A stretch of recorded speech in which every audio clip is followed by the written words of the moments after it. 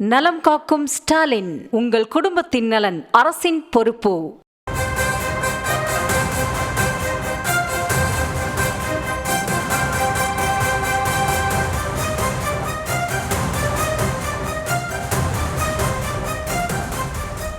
நடிகை லட்சுமி மேனனின் நண்பர்களை காவலில் எடுத்து விசாரிக்க கேரள போலீசார் திட்டமிட்டிருப்பதாக தகவலானது வெளியாகி இருக்கிறது. இன்று அந்த மனுவை தாக்கல் செய்ய இருப்பதாகவும் தகவல் கிடைக்கப்பெற்றுள்ளது. விவரங்களை செய்தியாளர் சதாம் வழங்க கேட்கலாம். சதாம், வணக்கம். முழு விவரங்கள்.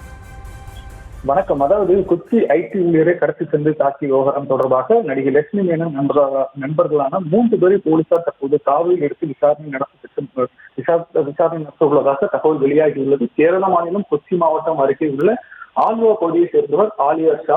இவர் அங்கு அமைந்துள்ள ஒரு ஐடி பார்க்கில் சாப்ட்வேர் இன்ஜினியராக பணிபுரிந்து வருகிறார். கடந்த 2 தினங்களுக்கு முன்னதாக கொச்சி அருகே உள்ள தனியார் பாரில் ஒரு கும்பலுடன் தகராறு ஏற்பட்டுள்ளது. அந்த கும்பல் அதன் பின் அவரை காரை பின்தொடர்ந்து ஐடி ஊழியர்களின் காரை வழிமறித்து பின்னர் அவரை காரில் இறக்கி தங்களுடைய காரில் கடத்தி சென்று தாக்கிவிட்டு தப்பி சென்றுள்ளனர். இந்த சம்பவம் தொடர்பாக அந்த ஐடி ஊழியர் கொச்சி வடக்கு காவல் நிலையத்தில் புகார் அளித்ததின் பேரில் வழக்கு பதிவு செய்துள்ளனர். லட்சுமணன் நண்பர்களான 3 பேரை போலீசார் கைது செய்துள்ளனர். ரஞ்சித், அனீஸ், சோனா என தெரிய வந்தது. இந்த நிலையில் நடிகை லட்சுமி மேனன் தலைமறைவாகி இருந்தார்.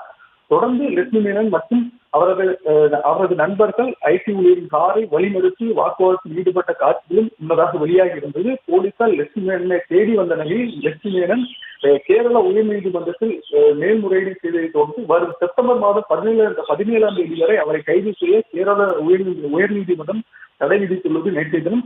இந்த நிலையில் தற்போது அவரது 3 நண்பர்களான அனீஸ் மற்றும் சோனா உள்ளிட்ட 3 பேரை தற்போது போலீசார் காவலில் எடுத்து விசாரணை நடத்துவதற்கு மனு தாக்கல் செய்துள்ளனர். விரைவில் அவர்களை போலீசார் காவலில் எடுத்து விசாரணை நடத்த திட்டமிட்டுள்ளனர். முழு விவரங்களுக்கு நன்றி சதாம். நலம் காக்கும் ஸ்டாலின், உங்கள் குடும்பத்தின் நலன் அரசின் பொறுப்பு.